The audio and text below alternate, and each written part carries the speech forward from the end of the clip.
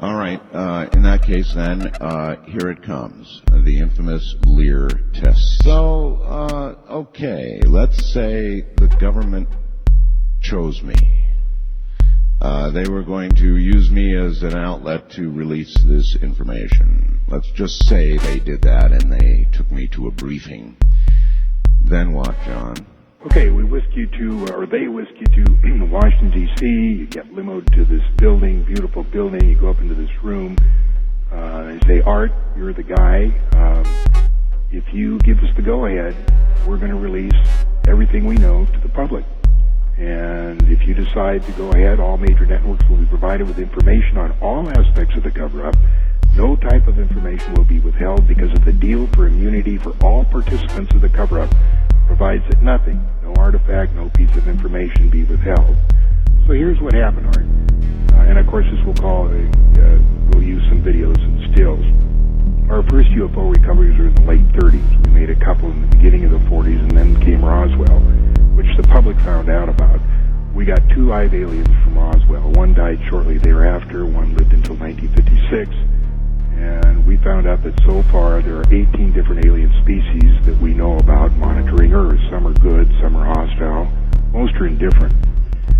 We found out that we are the experiment or product, if you will, of an alien race who we never met and really don't know who they are. All we know is that the Greys are cybernetic organisms, glorified robots, if you will, who work here at the behest of their employers, monitoring us through abductions. We were never able to find out what the experiment is all about, except that we have been externally corrected about 65 times, and they, the aliens, refer to us as containers. There has been speculation that the souls our bodies contains is the reason for the experiment, but nothing has been proven or determined. Since 1938, we have lost over 200 aircraft to UFO hostilities and thousands of soldiers in all kinds of different kinds of action with aliens. Since that time, several 100,000 civilians have disappeared with no trace. Several thousand were eliminated by us because of their chance encounters with aliens, which we could ill afford to have publicized. A slightly more frightening phenomenon known as human mutilations have occurred on a regular basis and are similar to the cattle mutilations in that the humans are taken from the street, so to speak, and returned to the same area about 45 minutes to an hour later, with their rectums cored out, their genitals removed, their eyes removed from their sockets, and completely drained of blood. In all cases, it appears that the mutilation procedures occurred while the persons were still alive and conscious. One of our scientists speculates that apparently the human specimens had to be alive for the samples to be worth anything. Abductions occur on a daily basis throughout the United States to at least 10% of the population. And when we first became aware of this, we protested to the little gray being that we held in captivity at the YY-2 facility at Los Alamos.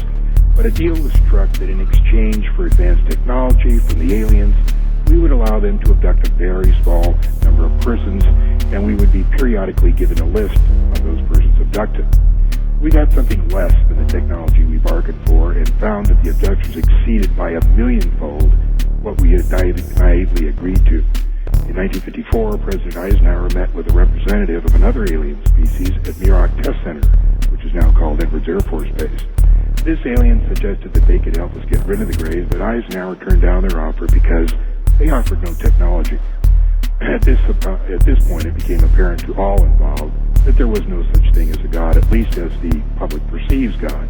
Certainly some kind of computer recorder stores information, and an occasional miracle is displayed by the aliens to influence a religious event. So this so unnerved Eisenhower that he had In God We Trust put on paper money and coins and put into the Pledge of Allegiance to reaffirm the public belief in God. Shortly after this, it was determined at meetings between the U.S. and Russians that the situation was serious enough that a Cold War should be manufactured as a ruse to divert attention of the public away from UFOs and towards some other scary threat, the H-bomb. It was also decided to keep the ruse secret from any elected or appointed official within both the U.S. and Russian government, as long as it took so long to vet these officials, and the ruse was easier to manage if the top people didn't know. In the late 1950s, NASA was formed to compartmentalize, containerize, and sanitize information from all space platforms and vehicles. We sold NASA to the public, claiming that all information would belong to them. Actually, they got very little, and even that was highly sanitized. Our first efforts were to keep the public from learning about Venus, and that it's a similar planet to Earth, and that its population is very similar to us, but more technologically advanced. We have learned a lot from them. Starting with the Russian Venera 1 and U.S. Mariner 2, we made Venus look like a lead-melting volcanic surface spewing sulfuric acid into a pressurized atmosphere 90 times that of Earth. And was often the case we overdid it and wondered why no one ever asked how a parachute survived a descent into 800-degree air. We set up operations in Pine Gap, Australia to preclude any prying eyes trying to figure out what we were up to. We regularly eliminated, through extreme prejudice, anybody who was part of the operation and made the least little tiny threat about disclosure or satisfaction with the operation. Any space mission that included Mercury, Gemini, Apollo, Mariner, Voyager, Clementine, and all the rest, all data initially came transmitted to Pine Gap, and then it was relayed to JPL or wherever after the sanitizing.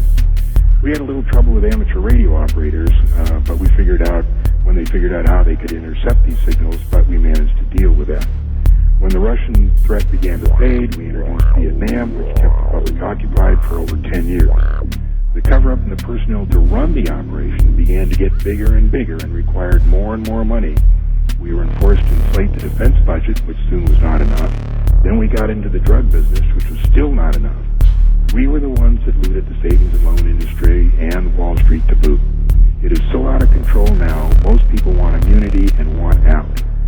But there is so much secrecy and so many double and triple blinds in place that it is unlikely that this thing could ever be dismantled. And even if you give us the go-ahead to spill the beans to the public, it's unlikely they will get anything more than, yes, we recovered a flying saucer, and yes, there was an occupant, but that's all we're going to tell you. So go ahead and roll the tape for Mr. Bell.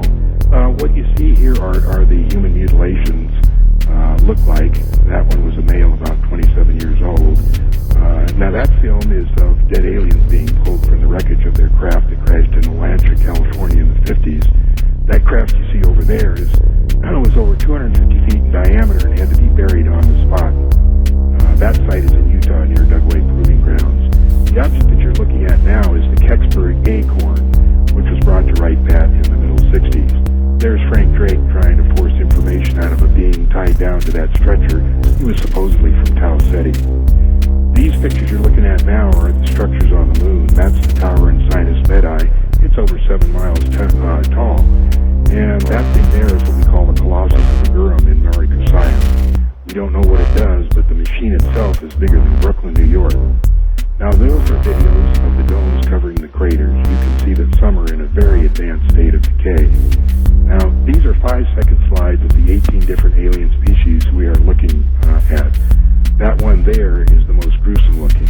The guards at one facility are carefully indoctrinated over a period of several months, being shown pictures similar to, but not exactly like the alien. Only when they have been acclimatized, so to speak, of the horrible looking beings are they allowed to stand in security positions. Before these acclimatations were done, we had 2 guards die of a heart attack as these aliens came down the hallway unexpectedly. And this last clip is of the Kennedy assassination. You've heard of the second gunman theory. Well, this is the second camera that recorded exactly what happened. We had 4 gunmen. And the bottom line was, Kennedy had to go. He insisted on releasing what little alien information we had told him about, and he was trying to withdraw troops from Vietnam, which we were using as a diversion for the public. After Kennedy, we never told any president anything. Nixon knew because he was briefed as VP in 1952. That's how he knew where to take Jackie Gleason to Homestead Air Force Base to see the alien